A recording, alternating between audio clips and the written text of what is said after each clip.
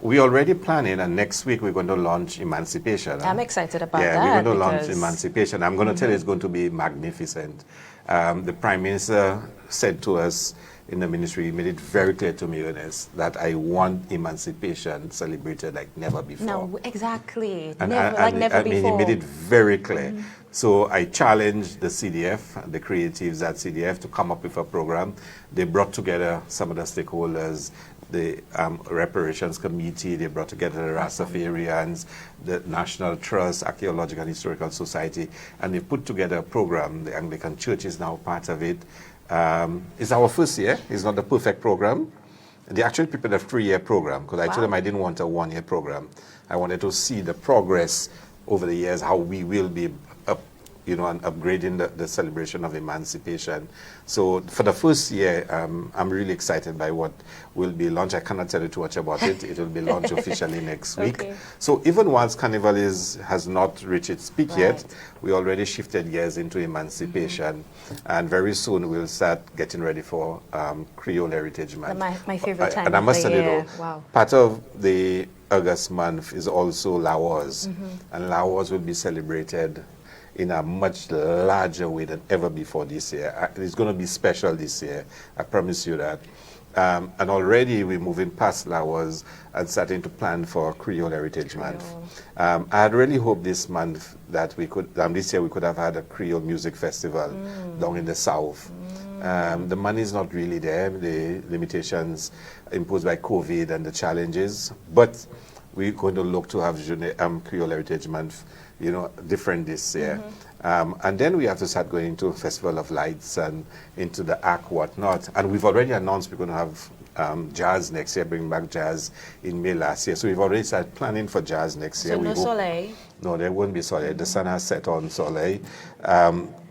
So we are going to make major announcements on jazz in October this year. So we're very active between the Central Tourism Association, Authority, CDF, Events and Lucia, and the ministry. And we're very advanced in planning a number of major events that will be coming over the next few months. But I'm really excited about emancipation, I can tell you. I'm even more excited about next year's program already. Because I know some of the stuff we'll be doing next year.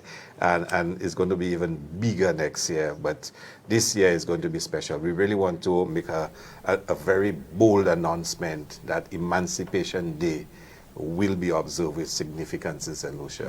And we're starting off this year by doing so. But Dr. Hilaire, let me take this opportunity to commend you and your team for putting such great effort and emphasis on that. I've always said, a lot of our young people, we don't know our culture. We do not know where we come from. And we are so inundated with our devices and being isolated, and we're not as social. And especially, of course, the COVID pandemic has taught us to operate in a virtual world.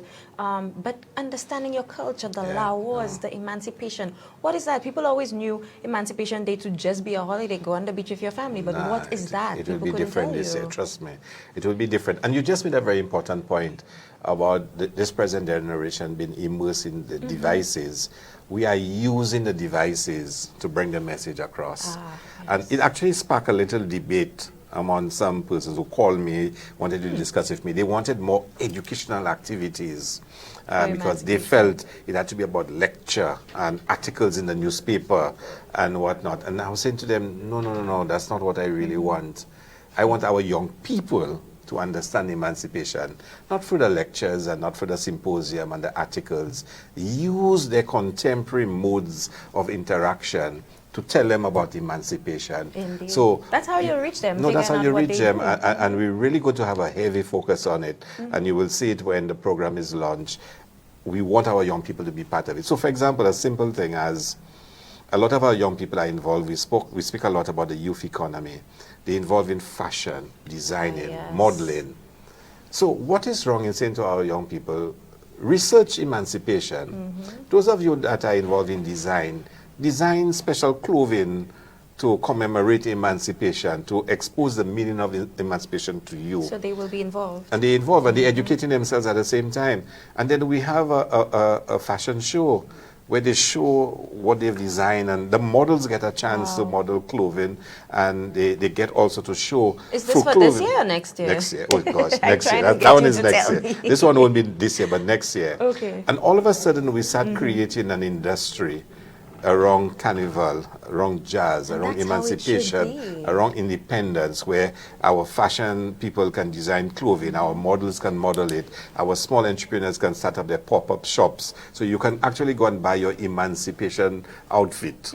You know, you'll buy your Like you would do for independence. for independence, for whatnot, and you start creating those industries. And if 5-6 times of the year, those creatives have an opportunity to participate and produce, but at the same time educating us, because everybody wearing the clothing, the design, the emancipation clothing, the emancipation what does it themes. mean now? Exactly. So it gives you an opportunity now to enter into their consciousness and to explain to them what it's about. How do we use Instagram to educate about emancipation? But more importantly, how do we start educating them about our emancipation heroes and heroines?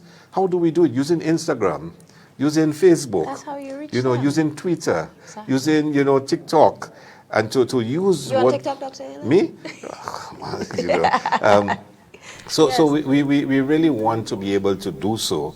And this year is going to be an announcement that emancipation will be celebrated in a significant way.